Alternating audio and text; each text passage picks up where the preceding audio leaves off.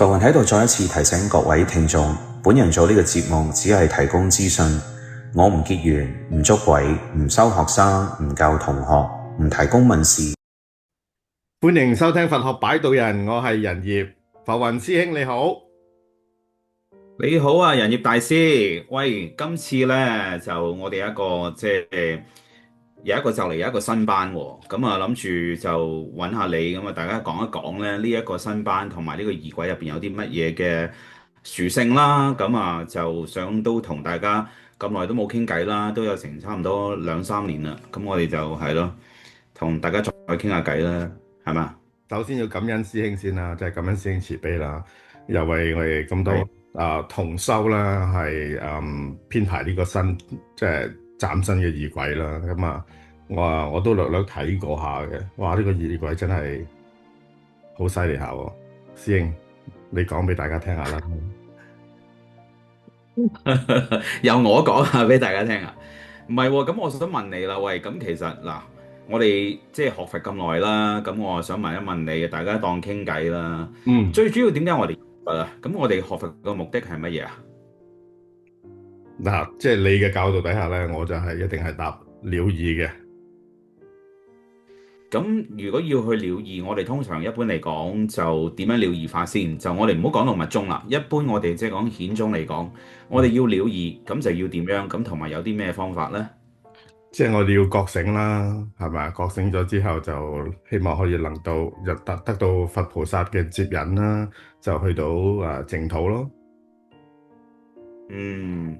咁你頭先就提到有一樣嘢好緊要嘅，就係淨土啊嘛，係咪啊？咁我想問下仁業大師啦，咁喂，其實你知唔知去淨土究竟又要有啲咩條件，同埋有啲乜嘢嘅方法，或者甚至乎有啲咩資糧先能夠去得到呢？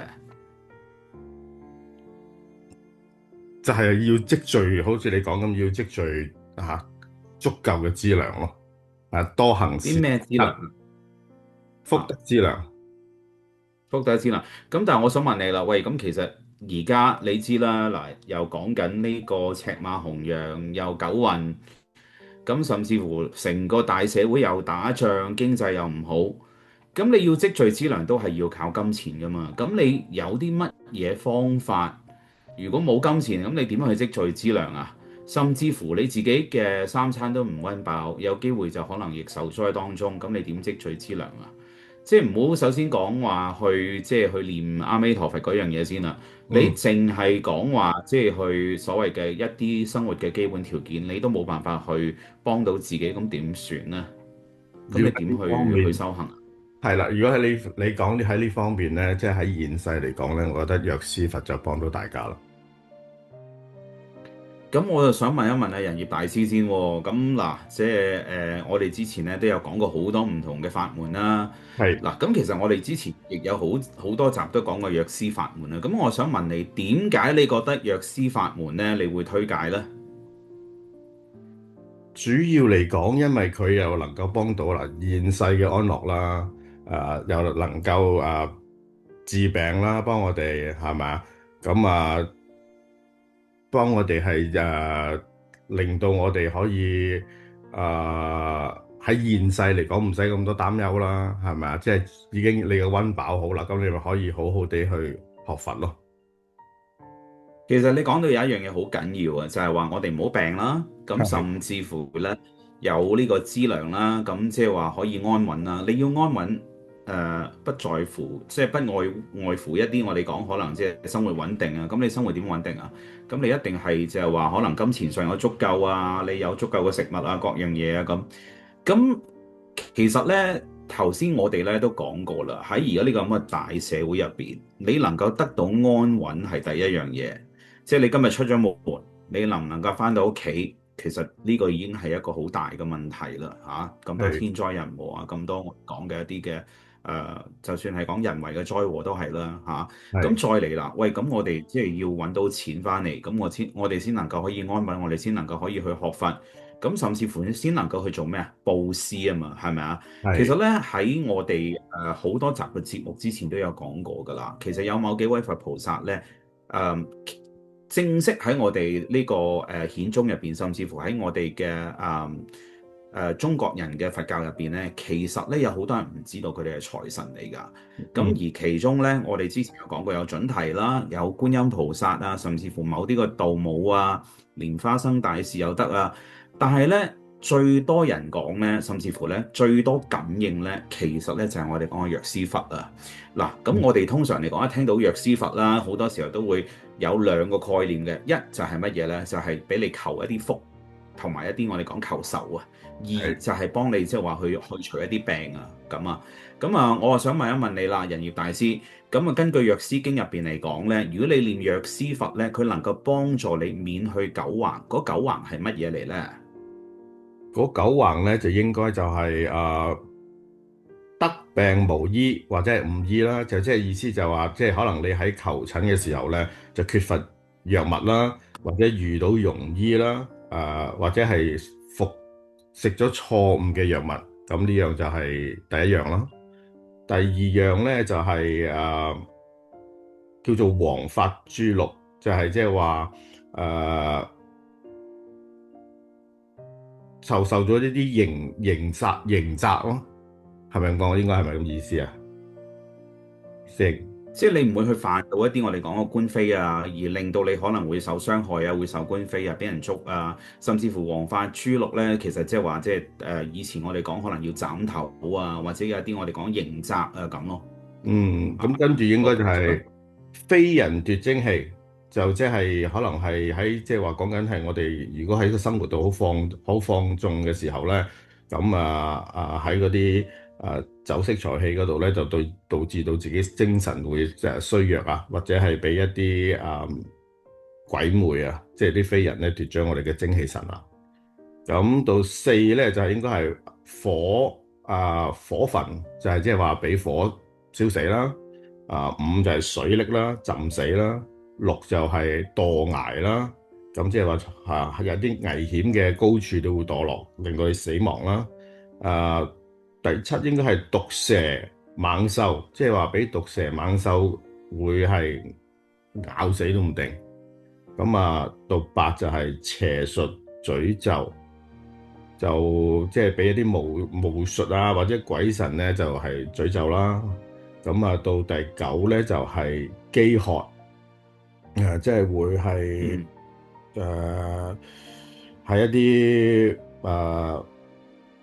即係啲病都可能有啲瘟疫都唔定喎，即係嗰啲係咪飢渴不可避不？其實都係餓死或者渴死嘅啫。即係你可能喺啲地方你冇嘢食啊，或者你困咗喺地方冇嘢飲啊，咁餓死或者係直情咧就渴死啦。咁頭先係仁業大師你講咗一樣嘢咧，非人奪精氣呢一樣嘢咧，其實咧我想講一講啊。其實喺而家呢個社會入邊咧，因為太多形形色色嘅啲唔同嘅靈修啊，或者太多唔同嘅一啲即係學一啲我哋講關於一啲術科嘅嘢啊。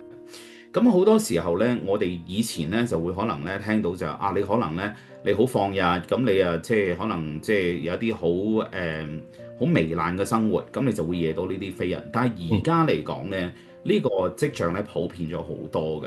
咁而呢個跡象普遍咗好多咧，我哋會見到喺咩嘅人身上會揾到咧？譬如一啲練一啲我哋講嘅可能係能量嘅人啦，甚至乎一啲好多什麼身心靈啊嗰啲咁啦，或者有啲咧可能咧佢有呢啲學下嗰啲學下咧，咁跟住亦會惹到一啲非人嘅喎。點解你會惹到呢啲非人咧？其實就係因為本身呢啲非人咧，佢其實咧有機會係一啲精怪或者一啲有修練嘅眾生。佢未必係鬼，佢可能係啲精或者一啲有修練嘅山精妖魅都未定嘅。咁佢哋咧點解會即係中意喺一啲我哋所講嘅一啲練氣功啊，或者練一啲能量嘅人身邊咧？就因為你練呢啲練習嗰陣時咧，你會有一啲嘅能量產生出嚟啊！佢依附喺你身邊咧，佢可以吸食你嗰啲精氣啊！嗱，咁即係正正呢一樣嘢，我想講一講咧，就即係一個真人真事啊！最近咧，我就去幫忙處理嘅，OK。嗱，咁就我相信咧，關呢件事嗰個人咧都有聽我哋個節目嘅，OK。咁本身我想講少少先啊。咁呢個人咧本身咧係一個女士嚟嘅，應該年紀有咁上下。咁呢個年紀有咁上下嘅女士咧，本身咧佢係修密宗嘅。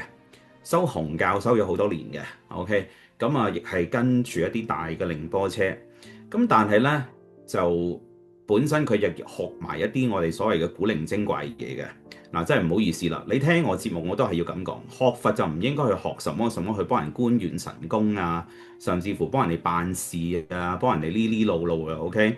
學密宗，尤其是我哋講紅教嘅，了義就係大圓滿，甚至乎去明心見性，去他日能夠彰顯你個佛性，有機會就係乜嘢啊？就係我哋講能夠頓超，可以正入一真法界。OK， 咁但係呢位嘅女士本身咧，佢自己學咗密宗好多年，咁跟住咧佢又學埋一啲我哋講一啲嘅所謂嘅又唔知咩能量啊，又幫人睇呢啲啊，各樣那樣咁樣。咁試完咧，佢咧就有跟阿端木大師咧就學一啲風水八字嘅嘢嘅。咁啊嗰日阿端木大師咧就突然間咧就同我講，佢話師兄啊，好奇怪啊！前嗰幾日咧，我同呢一位個學生，即係呢位個女士去食完飯，食完飯之後咧，佢咧冇幾耐就發夢，夢入邊咧嗰個女士咧就作出一啲勾引佢個動作，咁就想同佢即係歡好咁啦。咁佢喺夢入邊就知道，有奇怪喎，咁同埋點解會有個咁嘅情況？呢個係明明佢學生嚟嘅喎，即係佢喺夢入邊都好清醒咁啊嚇。咁佢夢入邊練某啲嘢。練完之後咧，咁佢就即刻醒咗啦。醒咗，咁跟住咧，佢就同我講，佢話師兄，我就琴晚發咗個咁嘅夢，但係好奇怪，夢入邊嘅情景就係呢個學生咁就係咁，甚至乎作出呢啲咁嘅動作。咁我話咁你有冇同佢發生任何關係？佢話冇，但係雖然冇發生關係，但係當佢醒嚟嗰陣時咧，個人咧，精神咧就好昏昧，甚至覺得呢個人咧好攰。咁我話其實我一問落去，再了解一下所謂嘅佢呢一個學生，原來除咗學密宗之外，學埋一啲古靈精怪嘢。咁我就講啦，因地不真，果招迂曲。咩意思呢？佢本身佢學密宗嘅話，有好多時候 let's say 佢係有持一啲咒，或者係真係有去做一啲我哋講修行，本身咧係應該有一啲龍天護法。咁但係龍天護法之餘咧，亦有機會咧有一啲我哋講非人咧會中意靠近，因為你練某啲嘅密宗嘅咒，或者你做某啲密宗嘅修法，如果你冇傳承嘅話咧，或者就算你有都好啦，你有少少心靈不正嘅心靈嗰個心念不正嘅話咧，都會咧惹到嗰啲翻嚟㗎。甚至乎點解佢會喺你附近咧，就睇下想吸食你一啲精氣神。再嚟啦，因為本身佢自己咧呢一個女士咧去學埋一啲其他嘢，有機會就喺嗰度一啲唔同嘅地方惹咗一啲嘢翻嚟。所以阿端木大師同我講，佢話佢呢個學生係幫人哋睇到某啲嘢各樣嘢。我話唔出奇啊，佢惹到翻嚟依附喺佢身邊嘅，咁咪好似一個我哋講一個叫做宿主嘅關係咯，係嘛？佢寄居喺你嗰度，給你個能力，咁佢咪俾啲能力你，咁等你可以幫人做到某啲嘢咯。咁佢同我講完呢啲嘢之後呢，我就同阿端木講，我話你本身因為你自己都係修行，咁你同佢有冇嗰個緣分，佢嚟跟你學嘢，咁可能有機會呢，你有嗰日同佢食完飯呢，佢身邊有啲唔係幾好嘅嘢呢，見到你有練某啲嘢呢，佢想即係吸你個能量啊，點都好啦。咁我就教佢練咗某一個藥師佛嘅法門。咁咧就去解決咗呢件事啦。咁啊，跟住就早兩日我仲問佢，我話點啊？你仲有冇呢啲咁嘅情況？佢話冇啦。咁咧個人咧起身咧都唔會覺得個人昏昏沉沉啦。咁我話咁啊，好事嚟嘅。咁所以我想講咧，其實咧我哋無論係顯宗或者係密宗都好，或者你再甚你有好多唔同嘅一啲嘅法門都好，都係會有機會惹到一啲我哋講非人翻嚟嘅。惹到非人翻嚟，有時咧，如果你冇一個保護嘅話咧，好容易啊，你就會咧俾佢可能即係吸咗你啲精氣神啊，或者各樣嘢。而念藥師佛有一個好處，佢就係能夠可以避免咗呢啲所謂嘅非人咧去吸食你嘅精氣。而根據藥師經所入邊嘅記載咧，佢話就算啊，佢吸食咗你念藥師佛咧，佢啲護法都會捉嗰個即係非人咧去還翻啲精氣神俾你㗎。咁所以咧。嗱，我哋嚟緊咧，想推出呢個儀軌咧，入邊咧有4個佛，我想叫阿仁業大師你講一講成個儀軌個名叫乜嘢？咁等大家了解一下。咁我哋講入邊嗰四個佛嚇。個儀軌嘅名咧就係四佛拜經陀羅尼儀軌。係啦，嗱，咁啊，顧名思義有四個佛嘅。咁頭先咧，阿浮雲咧就一開始就已經講咗有阿彌陀佛，再嚟就有藥師佛。阿彌陀佛咧，我哋係作為一個成個儀軌到最後一個了義。咁點解咧？我哋首先嚟講咧，會講咗藥師佛咧，因為我哋正正就係安排咗藥師佛咧喺我哋個儀軌嘅去拜，甚至去念嘅第一個佛。頭先就好似咧，我哋所講咧，因為本身藥師佛啦，佢能夠滿足我哋世間上一啲願望，譬如一啲我哋講生活安穩啊、有錢啊，甚至乎咧可以保你，等你唔好有九橫死。OK，係再嚟啦，我想問啊，葉大師，其實藥師佛咧仲有一個好大嘅力量，咁同埋一個好大嘅功能。我想問你知唔知呢個係咩力量、咩功能咧？即係你意思係除咗九橫死之外，係啦，咁佢仲有一個好大嘅功能，咁呢個係咩功能咧？嗱，我哋講過治病啦，又講過長壽啦，咁有咩功能咧？師兄，你講嚟聽下。哇！你空快又再呈現啦嚇，好似我哋上次講完之後，你都唔係好記得啦嚇，係咪啊？你提一提我先，提我先。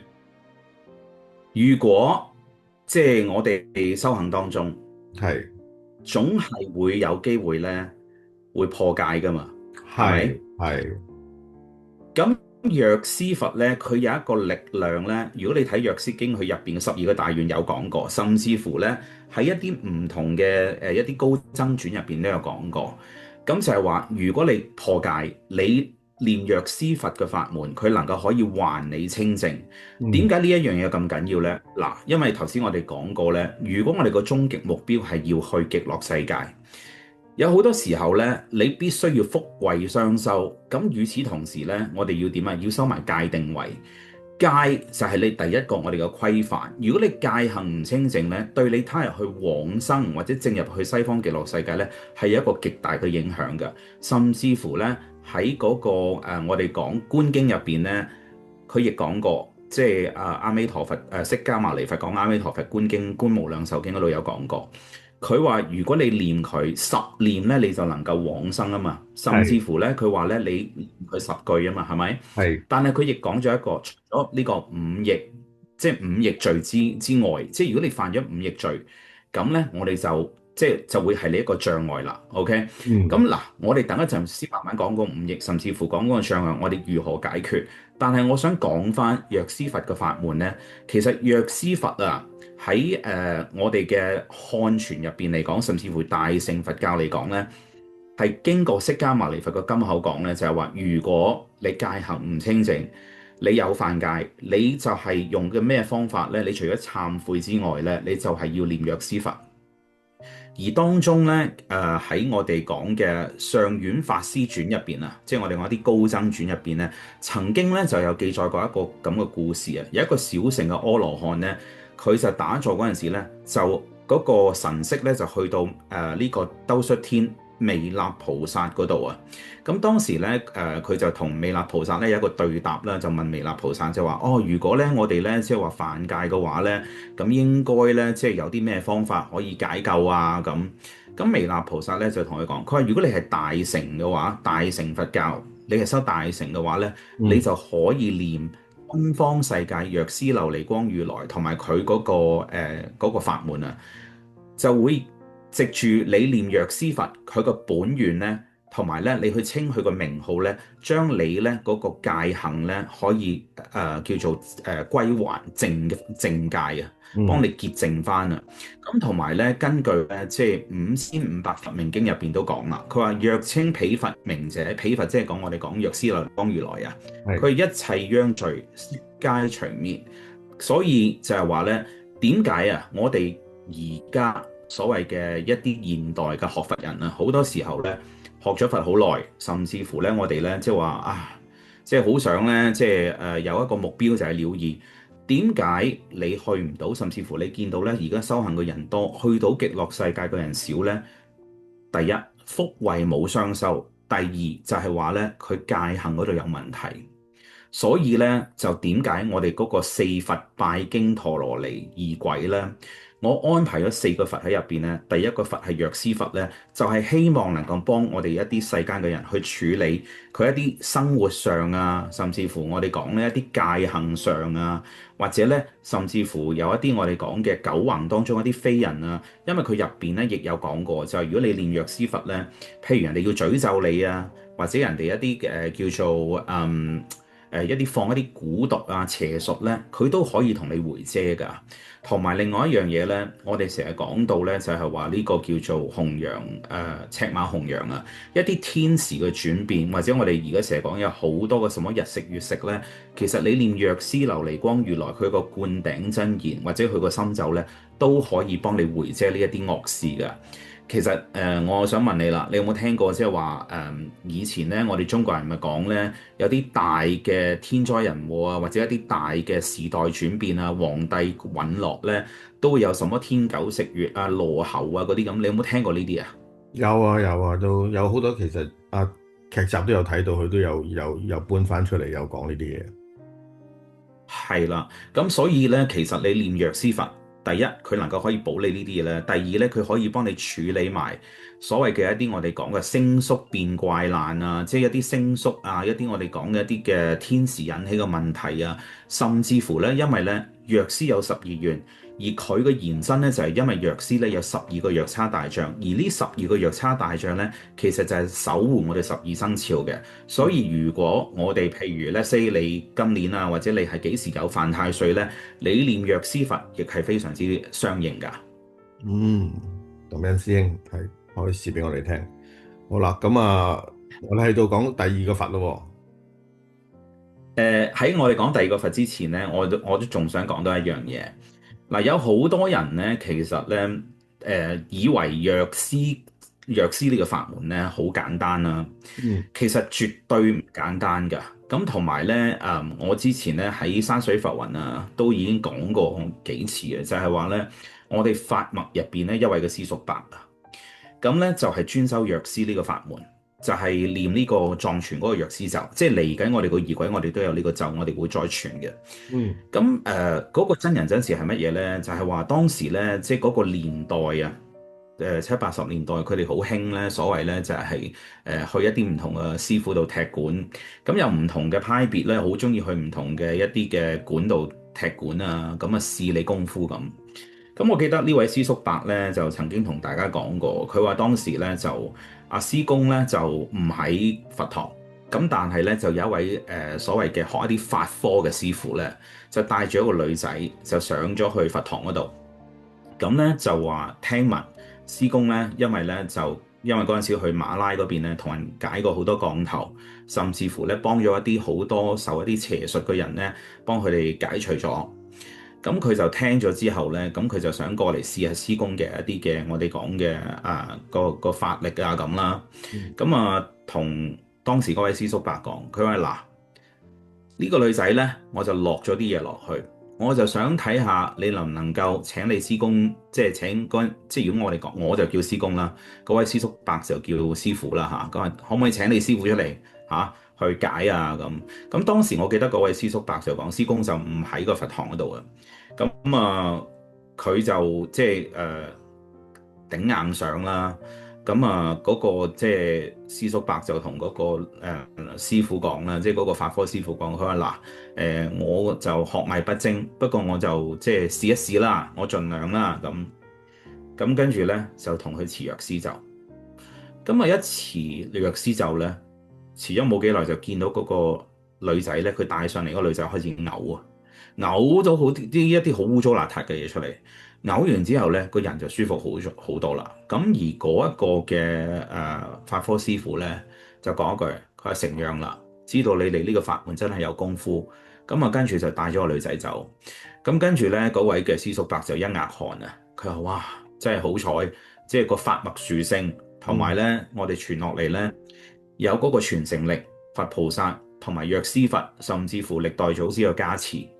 咁跟住咧就幫佢清除咗呢一樣嘢咯。咁所以其實如果講藥師佛嘅話咧，其實我哋個法門咧，我哋個師公啊都好推崇呢個法門，甚至乎佢曾經講過句説話，佢係冇邊個法門咧有如藥師佛呢個法門咁殊勝，可以俾你一路求住你世間嘅願望，一路去修行。咁當然啦，即係話佢俾得你嘅，佢都係要睇你嗰個因果，唔係話你即係求啊，我想中六合彩啊嗰啲就唔係呢啲嘢嚟嘅。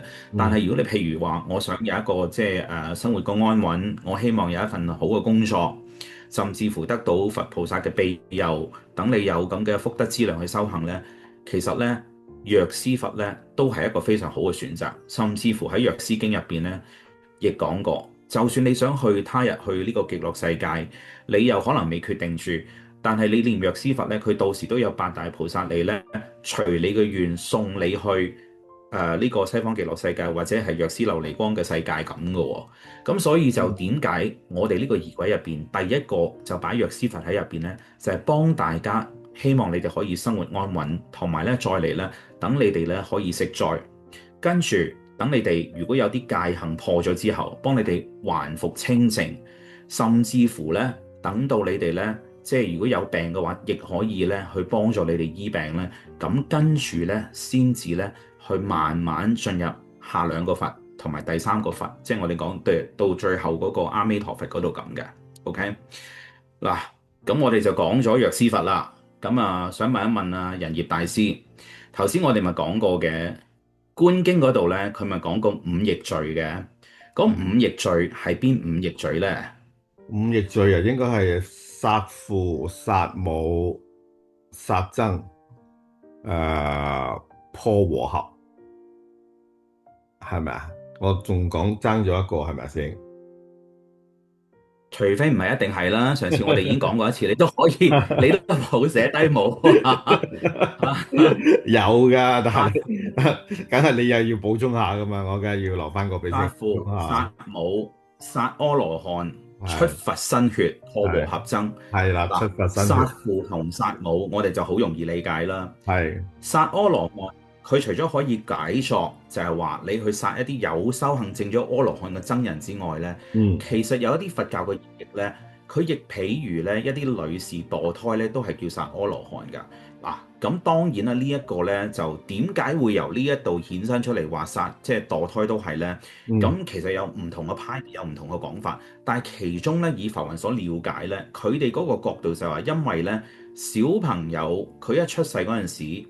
佢係非常之清淨，就有如阿羅漢咁清淨。所以如果你殺一個胎兒，就算佢未出世都好，佢都係即係所謂嘅非常之清淨。咁如果你未即係你殺佢都好，你墮胎嘅話，你就會有某一啲嘅業力，而呢啲業力咧係屬於我哋講咧就五逆罪，甚至乎咧有一啲佛經係演繹為五無間罪。呢五無間點解叫無間咧？即係你犯咗呢五樣嘢就會落無間地獄。無間地獄，所以我哋俗稱嘅阿鼻地獄，即係你喺嗰度咧，不停咁受苦，無有出期。OK，咁殺阿羅漢，咁跟住咧就係出佛身血，即係譬如另外一樣嘢就係話咧，佛在世，咁你去出佢個，即係你去傷害到佢，令到佢身體有出血啊，去殺佛啊嗰啲咁啦，都係一個五逆罪。而第五咧破和合僧。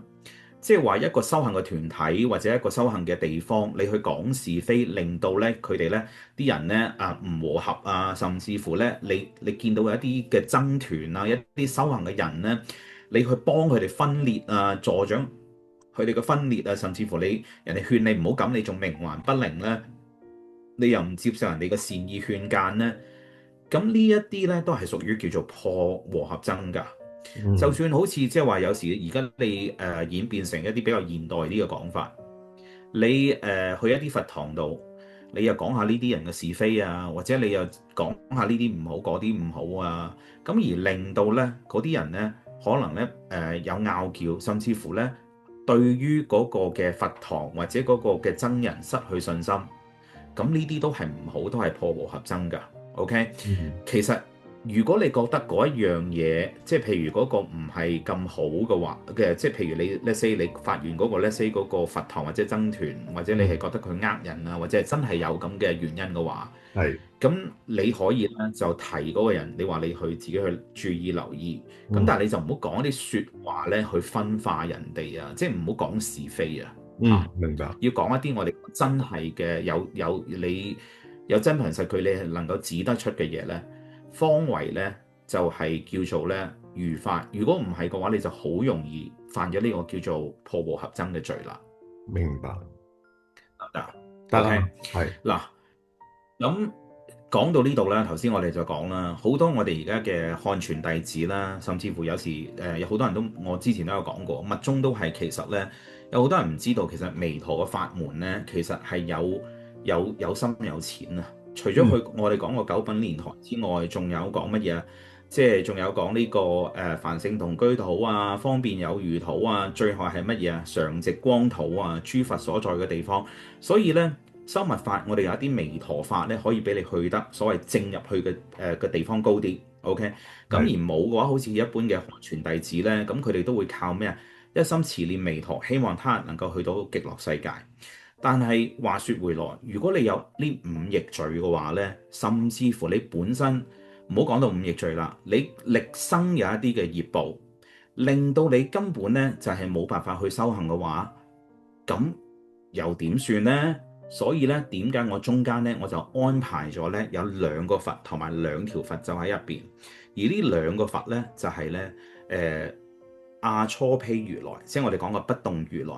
而入邊咧，佢有一條咒咧，就係阿閦鞞如來嘅淨業咒；而另外一條咒同另外一個如來咧，就係滅一切惡趣王如來，亦即係我哋講大日如來，或者係有啲就講大日同釋迦嘅一個同體同一個身體去講呢條咒啊。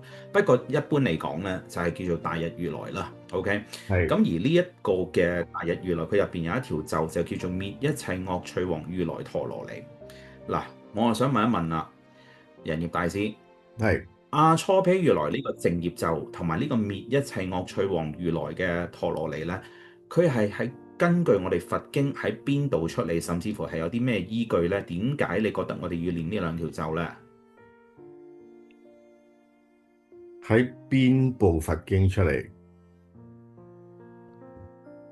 要諗諗先。係咯，我上個禮拜都同你 rehearse 過噶咯喎。係咩？除非唔記得，一定已經就唔記得咗啦，係咪啊？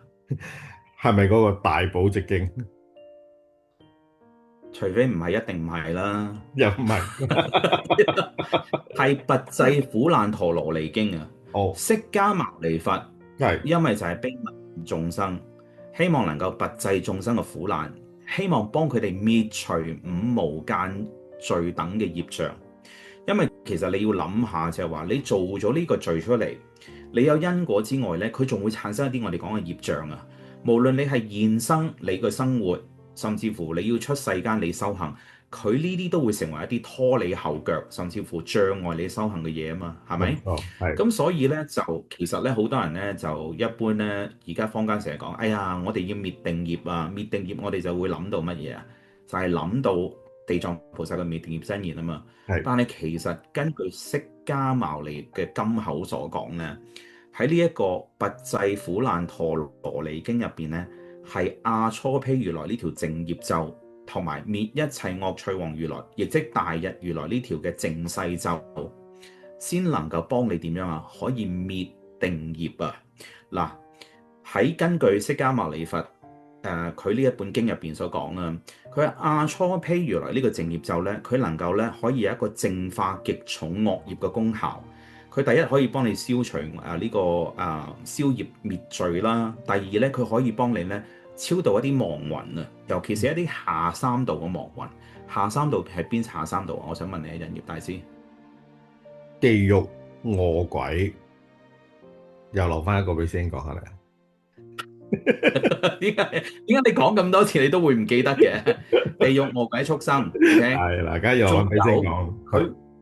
佢呢一個法咧，同埋佢呢個咒咧，佢有一個好殊勝嘅功效嘅，就係一啲我哋講咧惡鬼啊，同埋一啲好執住怨念，同埋一啲英靈咧，念呢條咒呢個法門都非常之相應㗎。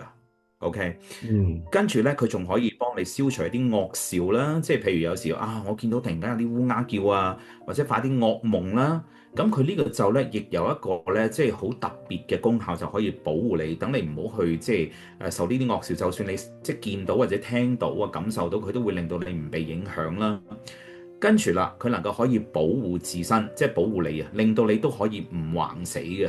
即係好似藥師如來嗰度咁啦，佢呢個咧，佢都可以令到你唔橫死，甚至乎咧，佢根據佢呢個經文講咧，你聞呢個陀羅尼，即係你聽到呢個陀羅尼，你見到觸碰到聞即或者你係即係接觸到，都唔墮三惡道嘅，即係唔會墮呢個地獄餓鬼畜生嘅。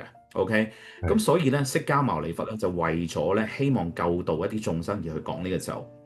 而第二個咒就係我頭先所講叫滅一切惡趣王如來陀羅尼，亦即係我哋講大日如來呢一個嘅所講嘅咒。而呢一條咒咧，佢個功效咧，根據呢個經文同釋迦牟尼佛講咧，就係能夠清淨重罪業障，同埋咧亦可以幫你超拔亡靈，亦可以幫你咧消災延壽同避難，同埋所得現世利益。即係你有啲嘢想求咧，你業障清楚，你清咗之後咧，你就求得到啦。臨終就可以往生淨土添。咁所以其實咧，我哋頭先咧就一路講啦，話有好多唔同嘅業障各樣嘢咧。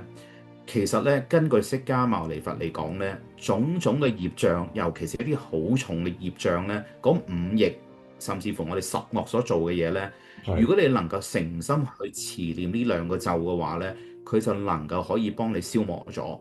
但係你哋要記得一樣嘢。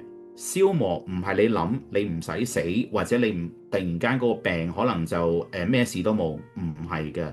有機會佢個方法去幫你解決呢個方法呢，係幫你以小報大，或者佢幫你還咗俾嗰個眾生。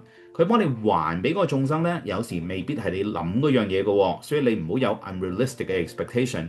你念咗之後，你得唔到你自己所諗嘅結果，你就話唔得喎，唔係呢一樣嘢嚟㗎。嗱。有機會咧，即係可能咧。如果你嗰個你係真係欠咗嗰個冤親，或者你真係做咗嗰件事，真係要你血債血償，可能咧你念咗呢一樣嘢，你誠心去還俾佢。OK， 係ultimately 你今生你同佢，你還咗俾佢之後，你下生唔需要再嚟。可能 instead of 你三世要還，可能你今世還晒。OK， 但係咧更多時候我哋會見到咧。配合埋一啲善業去運行嘅話咧，但願可能俾你可以以小報大，甚至乎咧，即係到時候你哋一啲嘅同修去參加呢個班，如果你哋真係有遇到一啲好大嘅困厄，咁到時候我會同你哋講，教你哋如果想即係話有機會渡過呢個困厄，應該要點樣，要去做啲乜嘢，或者發個咩願，咁但係得唔得咧？唔係你同我喺度所講嘅。係釋迦牟尼佛所講俾你聽，不過我都想講多一重，就係清楚解釋，唔好以你個人嗰個心去批判你想點，你就以為係點，唔係呢一樣嘢嚟㗎。OK， 所以要講清楚。不過呢，頭先我哋講呢，即係話滅定業嗰樣嘢啊，其實如果根據釋迦牟尼佛嘅金口所講呢，係呢兩條咒呢先能夠可以幫你滅定業㗎。OK，嗱，佢入邊咧亦有一句咧，即係佢有啲嘅前輩咧就做咗一個注解啊。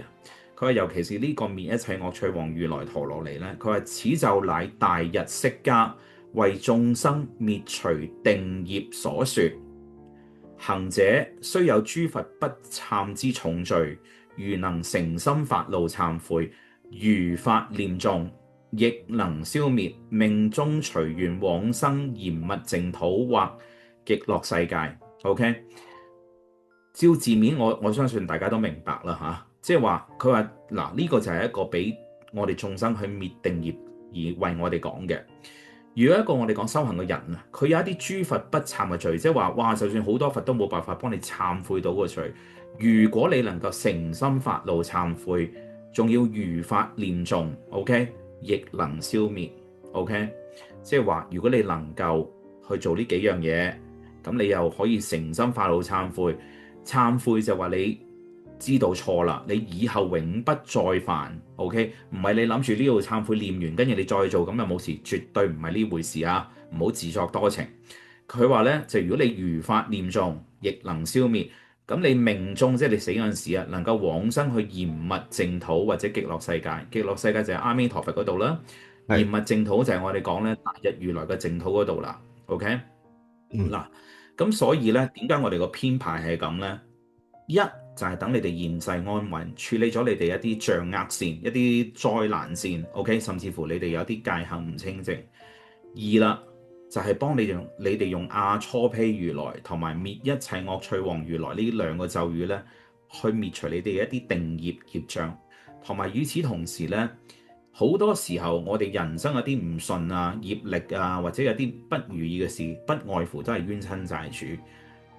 喺我哋藏物嘅一啲嘅超度儀軌當中咧，呢兩條就正正就係佢嘅超度儀軌嘅核心啦。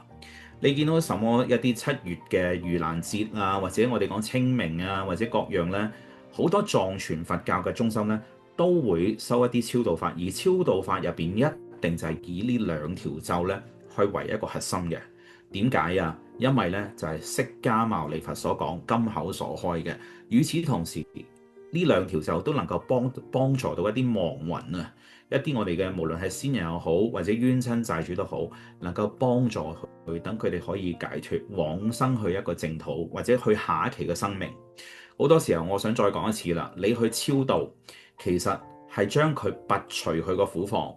咁而佢去唔去到淨土呢？有好多因素，佢願唔願去啦，佢夠唔夠功德啦，甚至乎咧，你幫佢做嗰個人咧，你誠唔誠心啦，幫你主壇個法師得唔得啊？各樣嘢咧，功夫夠唔夠，定力夠唔夠啦，禪定力夠唔夠啦，所以唔係咁簡單。但係最起碼佢能夠幫助到呢啲亡魂去下一期嘅生命，係咪啊？咁所以就係話咧，點解我哋嘅編排先用藥師佛？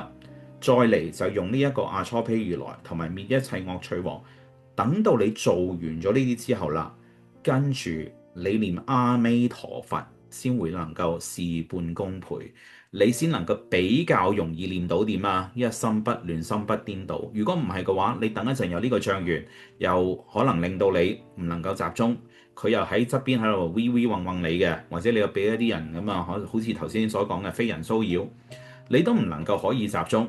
咁你點樣能夠一心不亂呢？咁到最後你做完呢度頭呢3個佛啦，咁我哋後邊第4 part 先係教你哋點樣用彌陀嘅法門收入去。其實咧呢個彌陀法門咧就係咧我就係由邊度攞出嚟咧？就係我師公一個密宗嘅彌陀十念往生法嗰度咧攞出嚟嘅。咁入邊咧有少少口訣，咁到時候咧一啲有緣人嚟參加咧，我就會講俾你哋聽，你哋應該點做。而念阿彌陀佛嗰個方法都有少少唔同嘅，咁就有待你哋嚟參加嗰陣時咧，我哋去解釋俾你哋聽啦。咁點解咧就突然間會有咁個想法出嚟，有一個新嘅即係4佛拜經陀羅尼儀俾大家咧？真係就見到好多嘅一啲嘅眾生啦，咁同埋咧，即係有好多一啲嚟之前參加過你哋唔同班嘅一啲人咧，其實佢哋都好渴望佛法，但係渴望佛法，我覺得有時佢哋嗰個路徑，甚至乎佢哋嗰個即係話行嘅路啊，好多咧聽下呢度又聽下嗰度咁同埋即係佢做功課嗰度唔得集中啊。但願我幫你哋編排呢4個佛。OK， 就能夠幫你哋集中。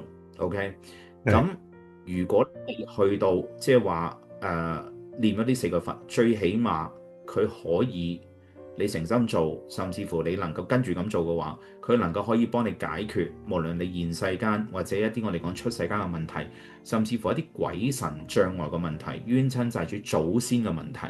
咁如果你能夠每日都去念，尤其是咧一啲大時大節咧，即係清明、盂蘭、重陽嗰啲去念咧，就更加能夠利益到你自己、你嘅祖先、冤親債主同一啲陷靈眾生啦。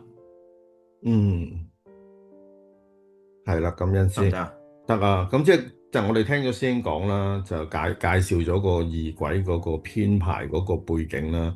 其實咧，即係簡單啲講啦，就係話呢個儀軌都係可以講係話係名揚兩利咯。即係你收呢個儀軌，又收到我哋有現世嘅安逸啊，各樣嘅嘢啊，等你可以專心去學佛，亦都係同時間咧就幫你排除咗好多障緣啦，你嘅業報啦，咁亦都係話有一個超度嘅能力喺裏邊啦，係嘛？咁到最後就係用彌陀十念去幫我哋可以去，即係能夠真真正正去感受到有佛陀嘅有彌陀嘅接引，幫我哋去極樂世界，係咪咁樣先？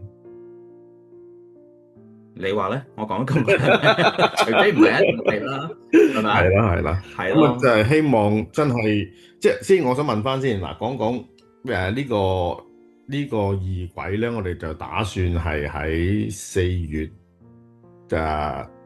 差唔多第3個禮拜啦，係咪應該咁講就推出啦？咁我哋都係有一啲基本嘅條件啦，你就覺得應該係要首先你嘅條件就係話已經係皈依啦，係咪？即係一定係一個佛弟子。皈依係已經正式成為一個佛弟子啦，係啦。咁亦都係要參加過阿初卑如來呢個共修班啦，係嘛？即係有咗有個根基喺度啦，咁樣就可以再參與我哋其他嘅班啦，係嘛？咁另外同樣地係咪？即係如果佢哋本身可能佢哋都係密宗嘅弟子嚟嘅，咁佢哋係咪都係可以同上師申請等上師開許咗之後咧，佢都可以參加呢個法門咧？第一，我想講清楚先。係，如果你本身係有皈依另外個法脈，你有跟開上師其他阿姐嚟嘅，你一定係要尊師重道，你跟翻你自己嘅法脈。咁如果你好想學呢個儀軌，你亦問咗你個上師或者你嗰個跟你嗰個阿姐嚟嘅話，佢話可以，咁你就要稟報清楚，你要講清楚俾我哋聽。點解我要講得咁清楚？因為密宗嘅規矩呢好嚴謹，我唔想你犯戒。因為呢，嗱，頭先我哋已經講過犯戒，而密宗嘅一啲我哋講嘅師徒之間嘅，我哋講嘅三昧耶戒好緊要。而一般嚟講呢，如果你係即係有犯呢啲嘅話呢，對你以後嘅修行亦係另外一種嘅障礙嚟㗎。咁所以呢，你想學，你一定要問清楚，同埋你一定要同阿仁業同埋阿仁宇講清楚，你係歸依邊度。咁你係有問清楚嘅。咁如果呢，你問咗你同我哋講呢，我哋就會聽咗入去，我哋就會即係我哋唔會 question 你。如果你同我哋講大話嘅話呢，你因果自負，你一定會為自己製造好多個障礙，甚至乎你自己嘅龍天護法都會對你有某啲嘅懲罰嘅。所以我哋呢，就都要講清楚。你同我哋講完之後，你話我上司批准咗，我哋就會相信你，我哋唔會 question 你。但係如果你講大話嘅話，你自己破戒，你自己破三昧耶戒，同埋你自己密宗戒，你好緊要嘅。OK， 就算你念呢啲嘅話呢，唔容易相應，甚至乎呢，你唔應該嘅。OK， 所以講清楚，你一定係要顯宗有皈依咗，正式成為一個佛弟子先。你有參加過佢哋之前嘅阿初披如來嘅一個共修班，再嚟啦。你本身如果係有跟某一啲嘅上師宗派，你問清楚先。如果唔係你犯戒 ，OK， 咁基本上就係咁。同埋咧，我希望大家咧真係有一個虔誠嘅心去學呢一樣嘢。其實如果唔係而家呢個時勢咁多天災人禍，甚至乎見到咁多一啲我哋講嘅一啲亂象呢，其實我亦冇諗住去編排呢啲儀軌去傳呢啲法出嚟，就係見到人心好亂，同埋有好多人冇方向，咁就希望呢，藉住咧呢啲嘅儀軌入邊嘅咒語，同埋等你哋去拜佛修行嘅一啲嘅福德資糧，去幫到你哋。等你哋咧有危難可以躲災避厄，甚至乎幫助你哋嘅修行。OK， 就係咁嘅啫。咁如果你諗住貪學嘅咒語啊，諗住學功效咧，我勸你唔好剔啦。點解咧？你會失望。因為其實所有佛教嘅嘢，無論你咒語各樣都好，唔係你貪得多就好㗎。OK，你要同嗰樣嘢相應，你就要跟翻啲規矩，甚至乎你自己個心性要調好。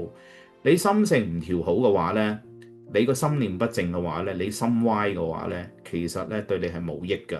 OK，嗯，好啦，咁我想得唔得？得啊，解答啦先。咁我再補充一下咧，就係話咧，因為呢個儀軌咧比較係 comprehensive 一啲。咁師兄嘅意思咧，就係話想我哋相聚咧有7次，即係換言之咧，我哋會係收7次，咁咧有2次係實體嘅，有5次係 Zoom 嘅。咁頭一次同最尾嗰次都會係實體班啦。咁期間咧就會係 Zoom 嘅，有5堂係 Zoom 嘅。咁呢個成個 duration 咧應該係大概1個月度咯。咁係啦，咁同埋我都想講，唔好意思啊，呢個班可以開放埋俾一啲嘅國外嘅一啲嘅有緣人，海外嘅同修都可以參加，冇係錯啦。就只有係啦，海外嘅都可以參加。只需要佢就係睇清楚我哋鋪出嚟嘅日子，佢係能夠自己調休得到嘅，參與得到咧就可以啦。同埋而家我哋編咗呢7堂出嚟咧，如果我聽講有啲同修話，如果假使佢哋問即係如果唔能夠上晒嘅，咁我覺得如果你唔能夠上晒嘅，亦都唔需要參加啦，係啦，即係因為呢樣嘢係非常之殊勝同埋珍貴嘅，我覺得就應該參加嘅人，你哋要將佢係咪擺喺一個咩位置咧，就自己決定啦。咁呢個節目出街啦，同步嘅時候，我哋就會喺我哋嘅群組裏邊咧，就會公佈出嚟啦。咁截止報名咧就係4月17啦。咁大家就可以聯絡我仁業去報名。大致上就係咁啦。師兄仲有咩補充啊？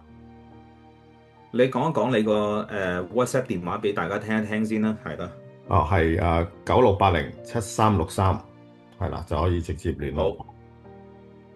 嗱，咁都係嗰句啦。如果你等人有好多又話，哎呀，我呢個唔得啊，可唔可以點點點啊？又唔知點啊，咁你唔好嚟啦，即係唔好搞咁多嘢啦。OK，你係真係決心你想學嘅話，你就跟翻我哋個規矩，你就好好地跟住我哋俾你個規範去做。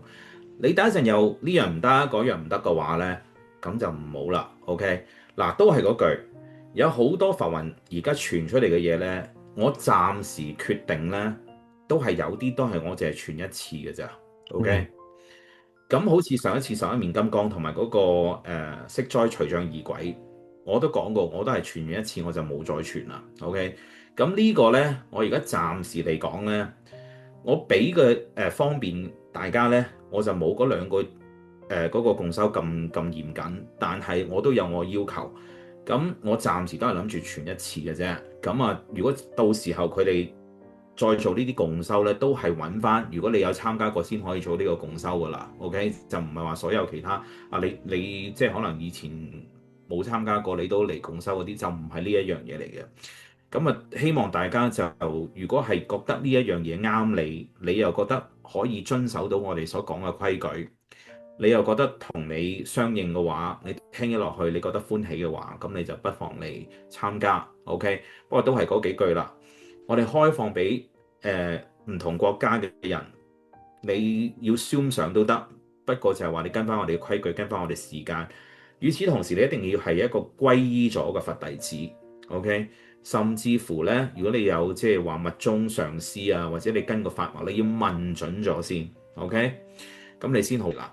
OK，咁就都係嗰個心態上啦。頭先講咗嗰樣嘢啦，咁希望大家好好地注意啦。OK，係啦，咁就係咁啦，係嘛？係啊，聽完節目之後就可以馬上報名噶啦。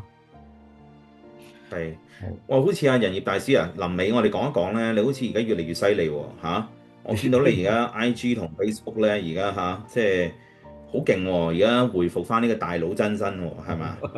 呢個咧其實咧就即係大家咧睇到咧，就其實都好明白咧，師兄咧就想有啲另類嘅方法咧同大家開示，咁只不過就將我做咗一個模式出嚟啫。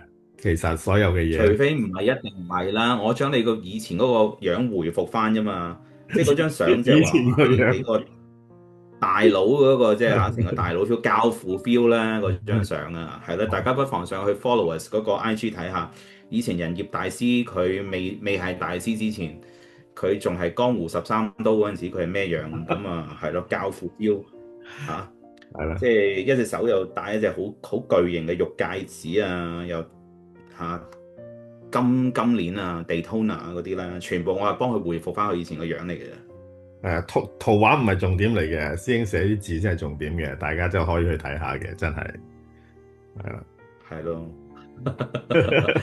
好啦，咁啊，我諗今集我哋就講住咁多先啦。咁啊，最主要就係希望講一講我哋即係話呢個四佛拜經陀羅尼儀軌嘅即係個內容啦。咁等大家了解咗，咁同埋睇下如果係你覺得適合嘅話，就希望你嚟參加。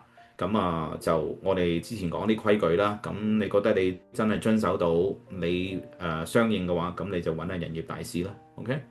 感恩師兄啊，就係再一次同大家所有嘅同修聽眾朋友都係感恩師兄嘅慈悲啊，又特登係幫我哋去安排呢個新嘅法門俾我哋去學習。咁啊喺呢個時候就大家就可以立即開始報名噶啦因為都名額有限嘅，係咯。咁啊，我哋下次再見啦。係嘛？咁啊，希望大家都係繼續 share、like、comment、subscribe 佛學擺渡人呢個 channel。好 ，OK，拜拜。OK，拜拜。